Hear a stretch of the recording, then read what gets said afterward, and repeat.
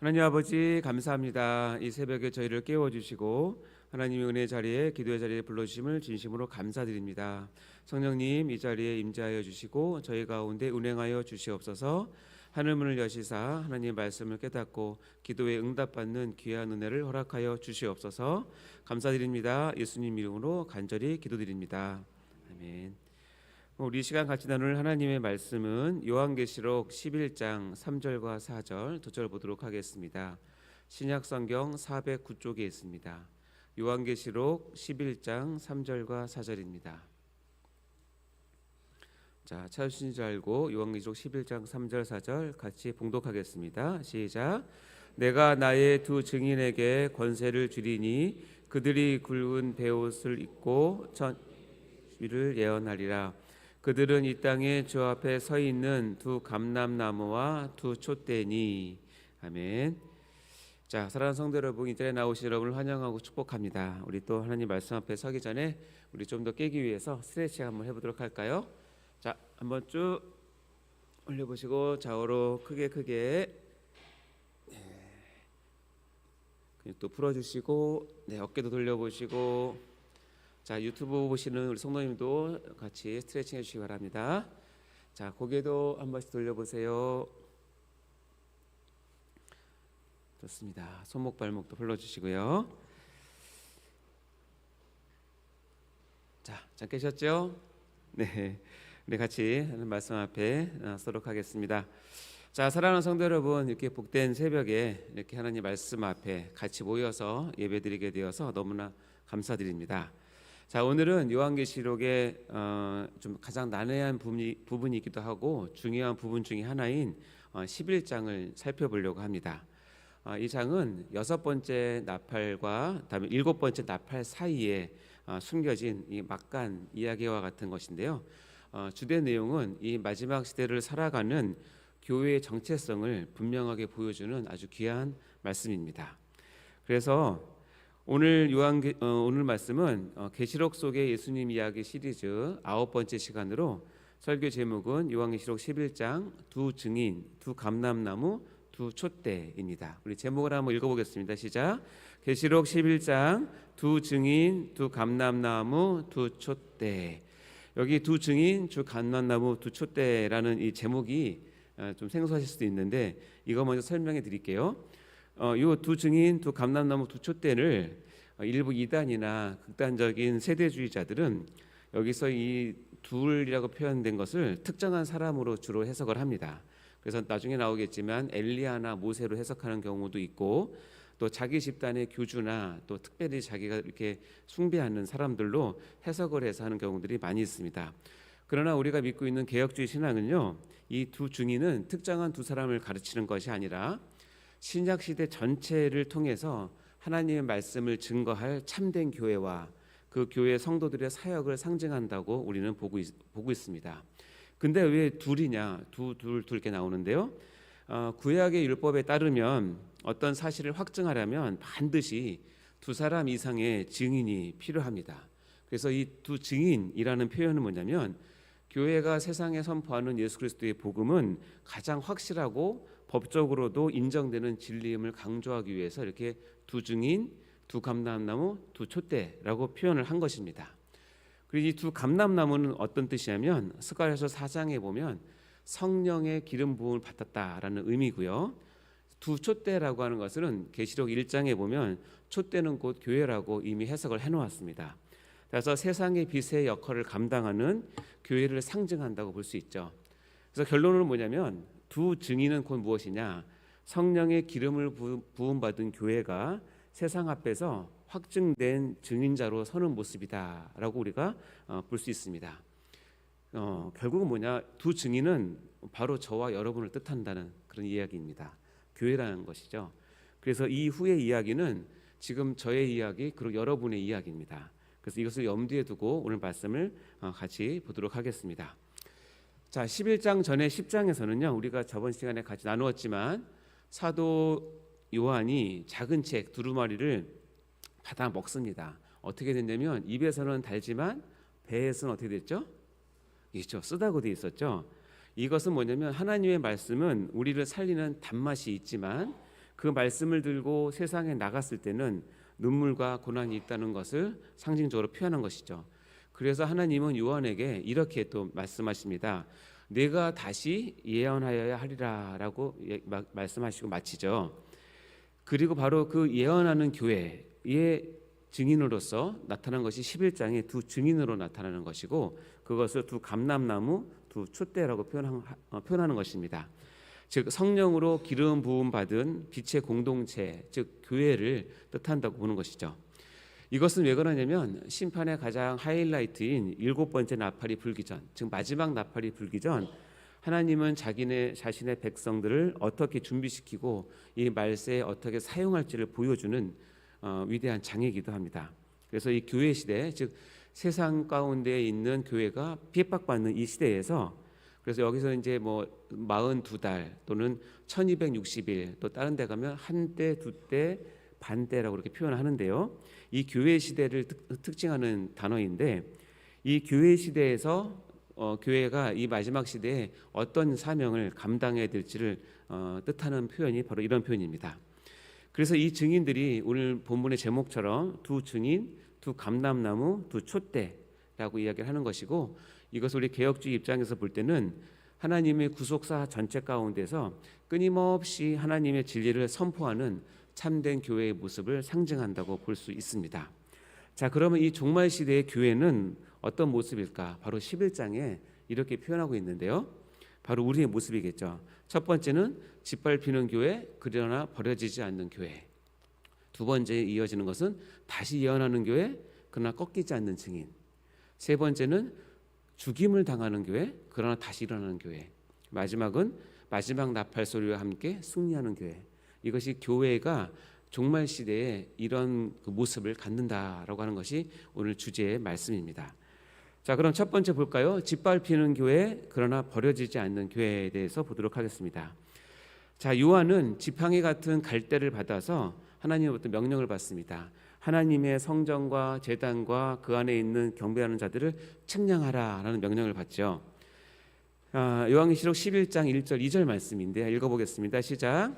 또 내게 지팡이 같은 갈대를 주며 말하기를 일어나서 하나님의 성전과 제단과 그 안에서 경배하는 자들을 측량하되 성전 바깥 마당은 측량하지 말고 그냥 두라. 이것은 이방인에게 주었은즉 그들이 거룩한 성을 42달 동안 짓밟으리라. 여기서 측량하다라는 것은 뭐냐면 보호하고 구별한다라는 의미입니다. 즉 이 세상이 거룩한 성 예루살렘을 짓밟고 교회의 바깥마당을 더럽힐지라도 하나님은 참된 성전, 그 안에 하나님을 그리스도를 믿는 성도 한 사람 한 사람은 끝까지 보호한다. 그리스도를 중심으로 예배드리는 공동체는 잊지 않고 보호한다라는 그런 내용입니다. 그러나 성전 바깥마당은 그렇지 않다. 짓밟히게 된다는 얘기입니다. 이것을 어떻게 해석할까? 여러 가지 해석이 있지만 개혁주의 입장에서는 이 조직신학에 나오는 교회론으로 설명한다면 이렇게 볼 수 있어요. 교회는 눈에 보이는 가시적 교회와 눈에 보이지 않는 불가시적 교회라고 이렇게 두 개를 나눌 수 있는데, 이 눈에 보이는 가시적 교회, 즉 겉으로 보기에는 교회가 짓밟힌다. 그러나 불가시적 교회, 하나님의 참된 성전, 상된 성도인 불가시적 교회는 하나님께서 측량해서 끝까지 보호하신다라는 의미입니다. 즉 보이는 교회는 흔들린다 할지라도 보이지 않는 참된 교회는 하나님께서 붙잡으셔서 무너지지 않는다라는 의미인 것입니다. 지금 우리가 살고 있는 세상은 점점 교회를 더 조롱하죠. 그리고 우리의 가치관을 짓밟기도 하고 신앙생활을 어둡게 만듭니다. 그러나 우리는 이방인에게 이렇게 넘겨져서 마치 짓밟히는 것 같은, 성전 바깥마당에 있는 것 같은 고난을 실제로 겪기도 합니다. 그러나 꼭 기억하십시오. 하나님은 측량하신 성전을 결코 버려두지는 않습니다. 오늘 읽은 말씀처럼 우리의 신앙이 힘들고 외로울 때 우리가 측량된 하나님의 백성임을 꼭 기억하십시오. 우리의 구원은 어떤 환난 가운데서도 확실하고 안전하다는 것을 믿으시기 바랍니다. 이것이 바로 1절 2절의 주된 내용입니다. 다음에 두 번째로 가면, 그러나 이 교회가 이제 다시 예언하는 교회, 꺾이지 않는 증인으로서의 교회의 모습을 우리가 가지게 되는 것입니다. 하나님은 이 두 증인에게 엄청난 큰 권세와 능력을 주어서 1260일 동안에 굵은 베옷을 입고 이 세상에서 예언을 즉 선포하게 하십니다. 자, 그 말씀이 11장 3절 4절 말씀인데요. 읽어보겠습니다. 시작. 내가 나의 두 증인에게 권세를 주리니 그들이 굵은 베옷을 입고 1260일을 예언하리라. 그들은 이 땅에 주 앞에 서 있는 두 감람나무와 두 촛대니. 여기서 말하는 굵은 베옷이라고 하는 것은 회개와 애통을 상징하는 것이고 심판을 선포하는 것을 상징합니다. 그리고 읽었던 1260일은 아까 얘기했지만 42달 또는 한때 두때 반때라고 표현하는 이 기간은 뭐냐면 교회 시대를 상징하는 계시록의 묵시적인 표현입니다. 즉 전 세계가 심판 가운데 치닫는 이 기간 동안에 교회가 하나님 믿는 교회가 세상의 즐거움을 쫓지 않고 이게 말씀처럼 겸손과 애통함으로 회개의 메시지를 선포해야 된다라고 하는 사명을 뜻하는 이야기입니다. 여기서 말하는 두 증인은 금방 읽었지만 두 감람나무, 두 촛대라고 표현을 하고요. 스가랴에서는 이 두 감람나무는 기름 부음을 받은 자, 즉 성령의 능력을 가지고 임하는 자라는 의미이고, 촛대는 계시록에 보면 하나님의 빛을 비추는 교회를 상징한다고 볼 수 있죠. 자, 그래서 이 두 증인이나 두 감람나무, 두 촛대는 바로 우리 교회를 뜻하는 표현이라고 말씀드렸습니다. 자, 이 서신을 읽는 1차 독자는 계시록에 나오는 7교회 교인들일 것입니다. 이건 자기를 뜻하는구나 그래서 금방 알았을 것이고, 오고 오는 모든 세대의 교회에 속한 성도들도 바로 여기에 뜻하는 호칭에 해당되는 사람입니다. 저와 여러분도 바로 여기에 해당되는 사람들이죠. 그런 이 뒤에 나온 내용들은 바로 나의 이야기고 여러분의 이야기가 되는 것입니다. 자, 이렇게 두 증인에게 하나님께서 권세를 주셔서 하나님 복음을 전파할 때 하나님께서 큰 힘으로 복음을 전파하게 하십니다. 그것이 바로 5절과 6절 말씀인데요. 읽어볼까요? 시작. 만일 누구든지 그들을 해하고자 하면 그들의 입에서 불이 나서 그들의 원수를 삼켜버릴 것이요, 누구든지 그들을 해하고자 하면 반드시 그와 같이 죽임을 당하리라. 그들이 권능을 가지고 하늘을 닫아 그 예언하는 날 동안 비가 오지 못하게 하고, 또 권능을 가지고 물을 피로 변하게 하고, 아무 때든지 원하는 대로 여러 가지 재앙으로 땅을 치리로다. 여기 보면 이 두 증인, 즉 교회는 이 엄청난 권세를 가지고 이 세상에서 하나님의 복음을 전하게 하신다라는 의미입니다. 여기 보면 그 예언하는 날 동안에 비가 오지 못하게 하고, 이 단어는 구약의 엘리야 선지자를 좀 떠오르게 되고요. 또 물을 피로 변하게 하고 아무 때든지 여러 가지 재앙으로 땅을 친다라고 하는 표현은 우리가 잘 알고 있는 모세의 그 10가지 재앙을 많이 떠오르게 됩니다. 그래서 이제 극단적인 세대주의자들은 실제로 이 두 증인은 엘리야이고 모세를 뜻하는 것이며, 엘리야와 모세가 다시 환생해서 이 땅에 와서 이렇게 치리한다, 이렇게 해석을 하기도 하는데요. 절대 그렇지 않다고 제가 다 말씀을 드리는 겁니다. 여기서 말하는 것은 이 교회가 하나님의 성령의 충만함과 하나님께 주신 능력과 권능을 가지고 이 어두운 세상 가운데서 하나님의 말씀을 아주 힘있게 전하며 빛의 사명을 감당한다는 것을 보여주는 구절이라고 할 수 있죠. 바로 우리가 지금 사역하고 있는 모습이라고 볼 수 있습니다. 이해되시죠? 네. 자, 그러나 이제 반전이 있는데요. 이 능력 있는 권세를 가진 교회가 죽임을 당한다는 거예요. 그리고 다시 일어나는 교회가 된다는 것입니다. 자, 이 증언을 마칠 때 어떻게 보면 우리의 사역이 끝날 때라고 해야 되나요? 무적행에서 올라오는 짐승이 등장을 해서 이 두 증인과 싸웁니다. 근데 어떻게 되는지 아십니까? 교회가 집니다. 그리고 이 짐승들이 교회를 죽인다고 되어 있습니다. 참 어려운 말씀인데요. 계시록 11장 7절 8절 읽어볼까요? 시작. 그들이 그 증언을 마칠 때에 무적행으로부터 올라오는 짐승이 그들과 더불어 전쟁을 일으켜 그들을 이기고 그들을 죽일 터인즉 그들의 시체가 큰 성에 있으리니 그 성은 영적으로 하면 소돔이라고도 하고 애굽이라고도 하니 곧 그들이 주께서 십자가에 못 박히신 곳이라. 복음을 선포하는 교회가 결국은 어떻게 되냐면 세상 권력과 적그리스도의 세력에 의해서 패배하고 수치를 당하는 것처럼 보인다라는 것입니다. 심지어는 이들은 큰 성 사거리에서 이 두 증인의 시체를 버려두게 됩니다. 그리고 세상은 그것을 보면서 너무나 기뻐하고 잔치를 벌인다는 뜻입니다. 이 뒷구절에 보면 사흘 반 동안에 이 두 증인의 시체를 장사하지 못하게 함으로써 이 두 증인의 시체를 만방에 이렇게 드러내고 전시를 합니다. 좀 끔찍하고 우리로 보면 참으로 참담한 일인데요. 그리고 교회의 소멸을 기뻐하는 자들은 이것이 얼마나 기쁜지 서로 선물과 예물을 나누면서 즐거워한다고 합니다. 교회가 완전히 무너지고 망어 같은 하나님의 교회가 이렇게도 될 수 있나? 라고 할 정도로 안타까운 모습이죠. 그러나 이것이 끝이 아니라는 것입니다. 3일 반이 지나서 하나님께로부터 생기가 그들 속에 들어가자 그들이 발로 일어섭니다. 그것은 뭘 뜻할까요? 부활의 모티브죠. 그리고 하늘에서 큰 음성이 나서 이리로 올라오라 라는 말씀을 하시자 그들은 그 두 증인은 구름을 타고 하늘에 올라간다라고 예언을 합니다. 자, 그것이 바로 11절과 12절에 나옵니다. 읽어볼까요? 시작. 3일 반 후에 하나님께로부터 생기가 그들 속에 들어가매 그들이 발로 일어서니 구경하는 자들이 크게 두려워하더라. 하늘로부터 큰 음성이 있어 이리로 올라오라 함을 그들이 듣고 구름을 타고 하늘로 올라가니 그들의 원수들도 구경하더라. 이것이 참 교회의 궁극적인 운명이라고 운명을 보여주는 것입니다. 교회는 잠시 세상 가운데 그 핍박 가운데 굴복하는 것 같고 순교자들의 피를 흘릴지라도 결코 망하지 않는다는 것입니다.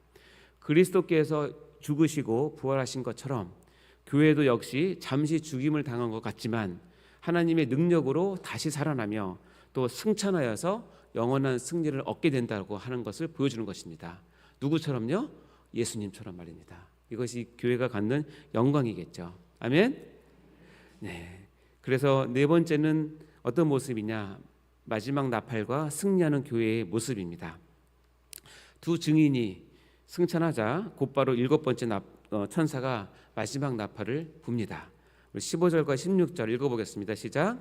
7번째 천사가 나팔을 불매 하늘에 큰 음성들이 나서 이르되 세상 나라가 우리 주와 그의 그리스도의 나라가 되어 그가 세세토록 왕노릇하시리로다 하니 하나님 앞에서 자기 보좌에 앉아있던 24장로가 엎드려 얼굴을 땅에 대고 하나님께 경배하여. 자, 7번째 나팔은 이제 더 이상 재앙의 나팔이 아니라 하나님의 나라가 이 땅에 최종적으로 임했음을 선포하는 승리의 나팔을 부는 것입니다. 그 순간 24장로들, 우리가 전에 배웠지만 하나님의 백성을 대표하는 24장로들이 땅에 엎드려서 하나님을 경배하며 찬양합니다. 감사합니다. 옛적에도 계셨고 지금도 계신 하나님 전능하신 이여, 친히 큰 권능을 잡으시고 우리에게 왕노릇하여 주옵소서라고 하면서 하나님을 찬양하게 됩니다. 성도 여러분, 이 세상의 역사의 최종 목적은 무엇이냐면 하나님 나라의 완성인 것입니다. 우리의 모든 수고와 고난, 증인의 삶은 이 승리의 순간을 위한 아름다운 밑거름이 되는 것입니다. 우리 교회의 마지막 모습은 아까도 봤던 땅에 버려진 널브러진 시체가 절대 아니고 하나님 보좌 앞에서 영원한 승리를 노래하는 왕같은 제사장의 모습임을 여러분 믿으시기 바랍니다. 사랑하는 성도 여러분, 우리가 지금 살고 있는 이 시대는 계시록에 따르면 6째 나팔과 7번째 나팔 그 사이, 바로 이 마지막 때의 시대를 살고 있는 것입니다. 이 혼란하고 악한 세상 가운데서 하나님은 우리를 두 증인, 두 감람나무, 두 촛대로 부르셨습니다. 우리는 때로는 짓밟히는 고난을 피할 수 없을 것입니다. 그러나 하나님께 측량된 백성으로서 우리는 끝까지 구원과 보호를 받는다는 것을 여러분 확신하셔야 합니다. 우리는 굵은 베옷을 입고 애통해야 하며 우리가 힘들지만 성령의 능력으로 복음을 다시 예언하는, 다시 선포하는 꺾이지 않는 증인이 되어야 하는 것입니다. 이것이 마지막을 사는 우리의 사명인 것이죠. 때로는 우리는 세상으로부터 심한 고통을 당해서 죽임을 당하는 것처럼 보일지라도 궁극적으로는 그리스도가 부활하신 것처럼 우리도 승리하여서 하늘나라로 올라갈 것입니다. 믿으시기 바랍니다. 이제 말씀을 맺습니다. 지금이 바로 우리 주님 오실 때까지 우리가 받은 사명, 즉 증인의 사명을 다할 때입니다. 이 사명을 감당할 때 우리는 성령의 기름 부음을 받으신 감람나무가 될 것이고 이 어두운 세상을 비추는 촛대가 될 것입니다.